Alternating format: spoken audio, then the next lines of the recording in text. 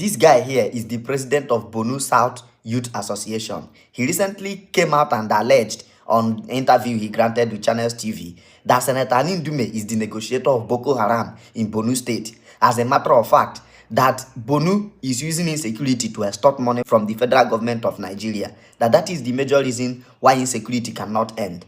According to him, he also said that currently the Boko Haram is on 40 days break that they negotiated with the state government. That is to tell you that even the state government has a hand in what is going on. They have the right to tell them to proceed or to stop. And he also alleged that it was an Ndume that collected 5 billion that was released. Their major target was to exploit the federal government. When the 5 billion was released, Ndume released 1.9 billion to Boko Haram, and they released about 300 and something persons that they kidnapped. You see, sometimes when you reason the insecurity in Nigeria, you would know that it can never be ordinary. I've also argued, do you know where 300 and something persons are kept? The smallest village in the UK is about 300 and something persons, which means Boko Haram kidnapped a full village. Where did they keep them? So he's saying that everything that is going on there, that it is people like them that are busy fighting to protect the lives of their villagers, that he has been making effort to speak with Nuhu Ribadu, who is the National Security Advisor, and the Senator Ndume, is blocking the whole effort. He went further to tell the federal government that if they want to end insecurity in Borno, that they should work with independent organizations like his own organization, that he's ready to stick his head to ensure that anybody that is constituting insecurity is brought to book, but that he wouldn't want to partner with the state government because most of the people in the state government administration are also complicit. The report that they might be giving to federal government for further investigation might actually be indicting on some of the persons, political figures from Borno State. And if you now say you want to bring Borno State government into it, that Borno State government will do everything to make sure that their effort does not yield any positive result. As we speak now, Ndume is in Channels TV trying to, defend himself. But at the end of the whole interview, there is nothing to defend. That is also what Sheyi Makinde is also saying about the insecurity that happened in Oyo, that kidnapping. He said that an independent organization should look into it and investigate it properly. That he knows that this is beyond, mere insecurity. That he declared to run for president by 4 p.m. this evening. By tomorrow morning, 9 a.m., the kidnapping had already happened. As we speak, DSS has arrested that guy. At the end of the day, they might just end up taking his phone, collecting all the evidences he has. Oh, you know it, they will release him and his phone will be gone. I have released voice note communications between myself and them. We don't have anything to hide. Okay. These are not allegations.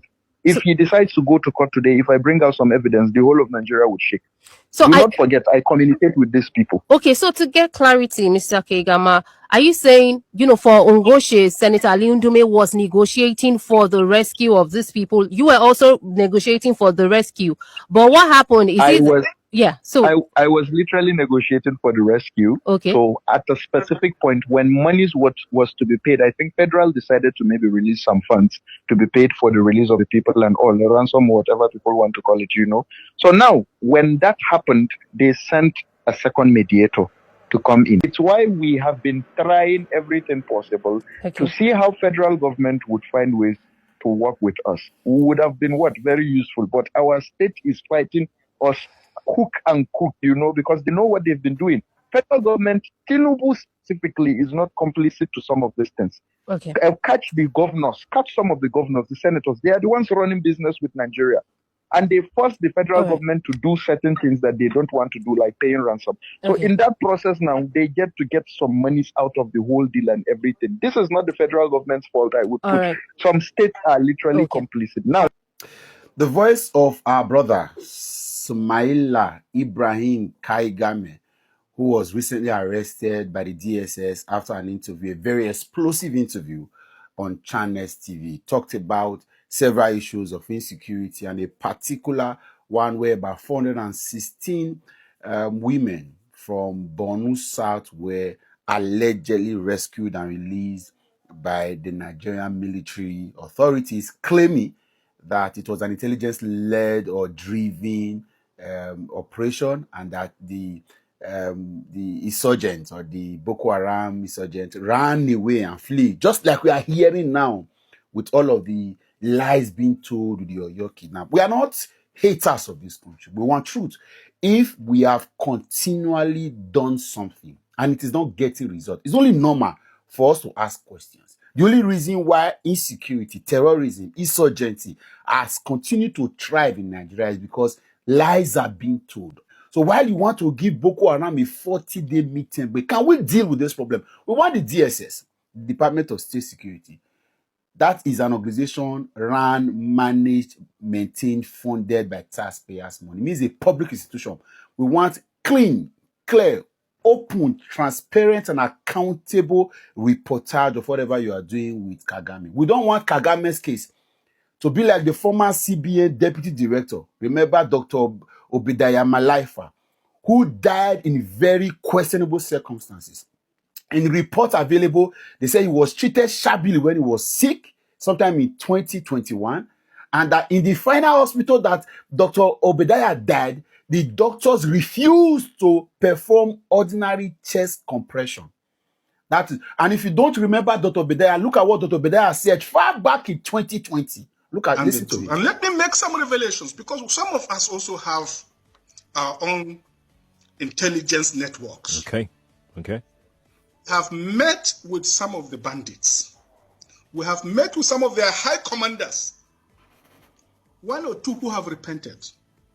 They have sat down with us, not once, not twice. They told us that one of the northern governors is the commander of Boko Haram in Nigeria. Boko Haram and the bandits are one and the same thing. They have a sophisticated network. During this lockdown, their planes were moving up and down as though there was no lockdown. Moving ammunitions, moving logistics, moving money, and distributing them in different parts of the country. They're already in the south, in the rainforest of the south. So we don't have a problem with the DSS arresting him. I'm happy that Nigerians understand, and I'm getting messages from Nigerians asking, how do we follow up on this matter? We want to be interested. We are interested parties. We hope that DSS is not keeping Mr. Kagame because you want to shut him up, but because you want to get evidence, you want to secure intelligence, you want to be able to interrogate the process so that you can deal with those that are involved in the business of terrorism in this country. Senator Ali Ndume was on Channels TV yesterday saying all sorts. We want evidence that will counter whatever he has said. He has threatened to go to court. We don't have a problem, go to court. But we do not want this young man to be shut down. We have lost too many persons. We have spent too much money that should have been used for the betterment of this country from all sorts. And it's not just about the North. You heard now 5 billion was sent to just a group. And that's how we have been spending money that would have been used for the betterment of this country. And that's how it has become a business. So we do not want, DSS must be transparent and accountable to the Nigerian public about the investigations going on with Mr. Sumaila Ibrahim Kaigama. We don't want him to be shot. As much as we do not say everything should be said in public, please, it must be open enough for us to know. And if possible, let these processes be transmitted live. We want to hear names. We want to see what is happening. I want to see people arrested. We want to see people being prosecuted and persecuted. We want to be able to hold people accountable. We don't want this man, because if we have listened to Dr. Obadiah, if he has not been killed in these very, very, very questionable circumstances, I'm sure if we have taken those lessons, we will not be here. At that time, the SAT was clean when Obadiah was talking. But today, he was taken off and we have been overtaken and overrun. We will not allow it to continue. Again, DSS must be very open and transparent to the Nigerian public about whatever they are doing with this man. He should not be shot. He should not be killed as well. DSS has finally arrested Borno South Youth President Alliance, Suleiman Kagama, on his allegation towards Senator Ali Ndume, and say that Senator Ali Ndume, he is the one that be a mediator, or he sent his mediator to negotiate with terrorist bandits for Borno State. Towards that release of those negotiate people, that he said that Senator Ali Ndume made DSS, made them come and investigate Senator Ali Ndume, that government official, Borno State government collaborating with federal government, they have released sum of 5 billion naira. And Senator Ali Ndume come out on national TV and denied everything. But I will play the video for you. But at this point of time, I will believe Senator Ali Ndume 70%. I'm not campaigning for Senator Ali Ndume, you know. But me, I do not believe in that school of thought. Based on what you said and based on what I'm seeing, with your action, I will judge who you are. You know, first of all, Senator Ali Ndume come out and call on the national security, you know. He sent all the message where that guy they send him to DSS. Made DSS come out and investigate him. He called on national security, made them come out and investigate him because he said that this allegation has to be with national security, in fact international, because it has to do with ISWAT, Boko Haram, you know, all those ISWAT, Boko Haram, international terrorists. So he, as a leader, as a senator, distinguished senator of Southern Borno, for a very long period of time, he will not allow this thing to keep on happening. Someone will come out, put something to say a false news towards him, and he will let that person go free. And first of all, I want to ask you a question. Please just think well. If truly says Senator Ali Ndume is hand involved on that negotiation, first of all, he will never mention DSS. He will never mention Nigerian police. But he called on Nigerian security, in fact, international security, made them come towards him. Now, in they called them, say, made them come and investigate him. Because he know that his hand is pure. That kind of audacity, if you know say your hand is not pure about this kind of matter, you will never be the one to invite international securities, make them come and investigate you. Think of that. Now, come out, first of all those message where this person, Suleiman Kagama Arewa, Borno State Youth Alliance President, they send them. All those message where they send them about the negotiation. Now him, Senator Ali Ndume, now him be the one to be sending all those messages to DSS, all those chats, all those messages. Now they send them.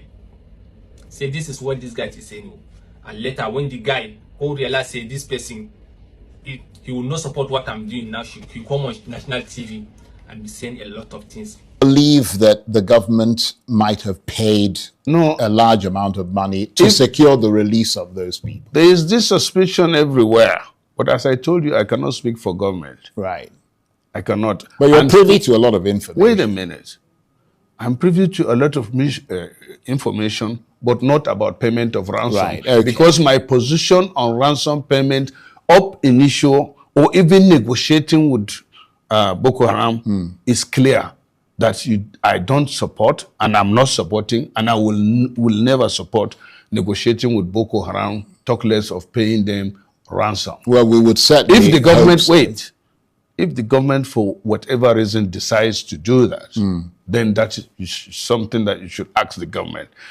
I remember even last time when there was prisoner exchange and ransom payment during the government of Buhari, where International Red Cross was involved, I was completely and totally against it. Right. Mr. Kaigama has publicly called on the DSS to investigate you.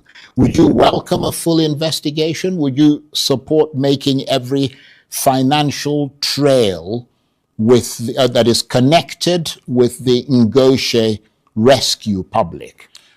He made those allegations, and let me say that up initial, when he mentioned the issue of payment of ransom, I told him I don't want to be involved, and I told him I'm going to connect him with DSS by sharing his contacts and talking to DSS. I did that with the NSA. And he welcomed you doing that. Oh, yeah. Well, the gentleman. Yeah, he came back now to say that he has been trying to reach those people, and he couldn't do that. And I categorically told him, look, I have no business in this because I have my bad experience. And the time I began suspecting him, which is even the second case, when he demanded that I should contribute in monies for the... You mean towards the ransom? Yes. Yeah, that sounds a bit dodgy, doesn't it? Yes. You know what?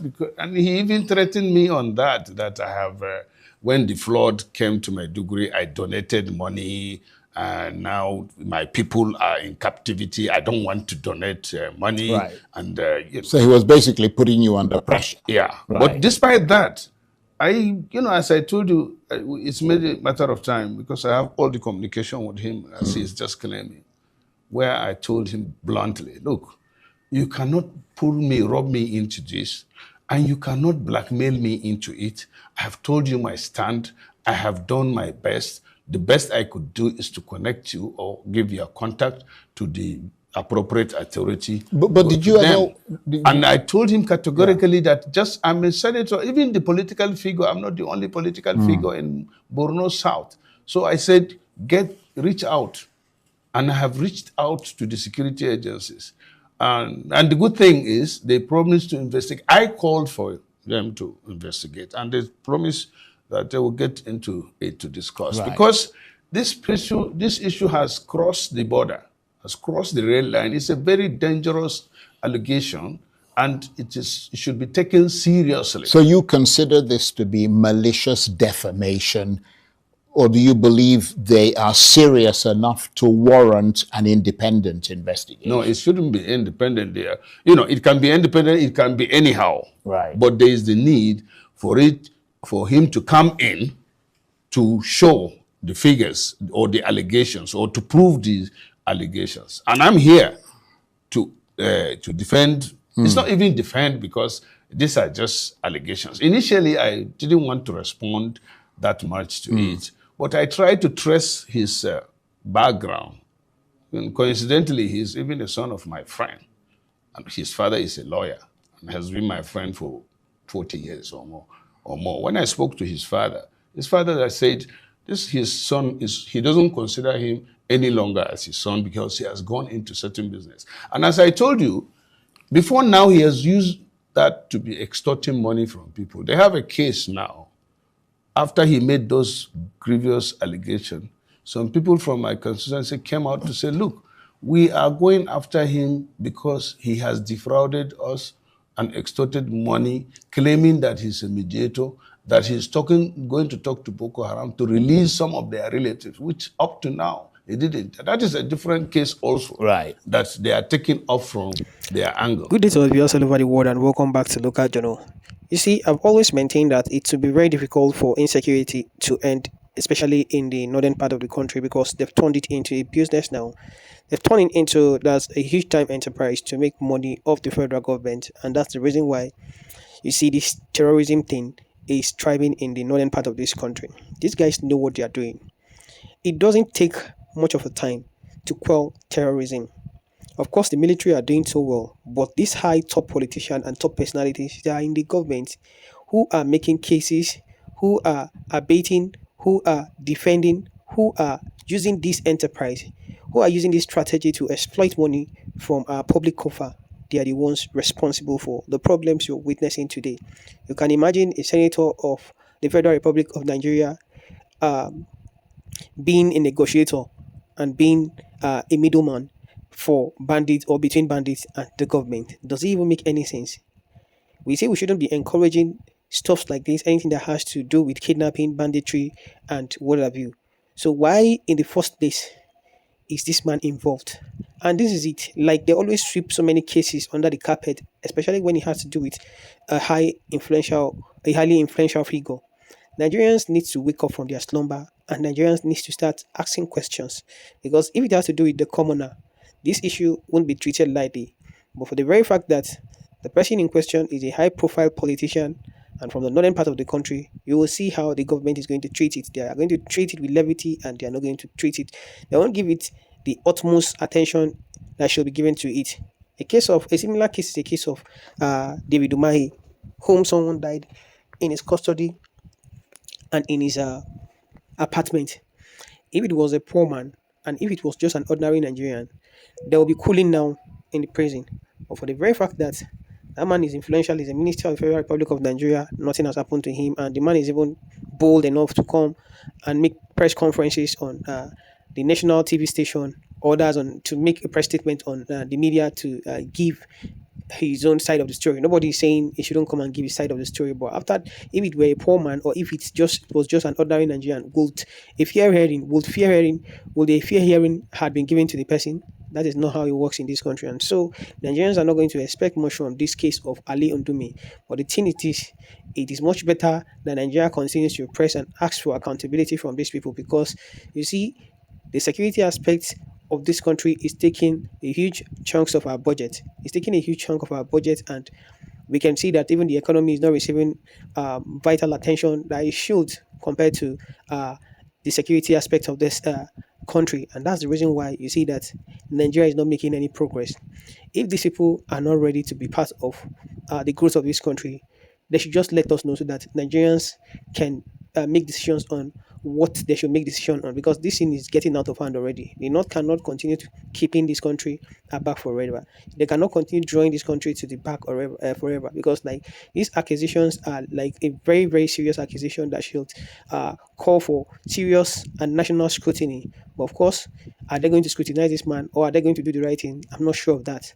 But we just hope that something good is done to expose people who are behind this whole business and this whole banditry business and terror business in the far north that is causing problem in the whole of this country. That's just where I have to say. Drop what you think about this in the comment section, and if it is your first time to visit our channel, please kindly like, share, and subscribe to our channel.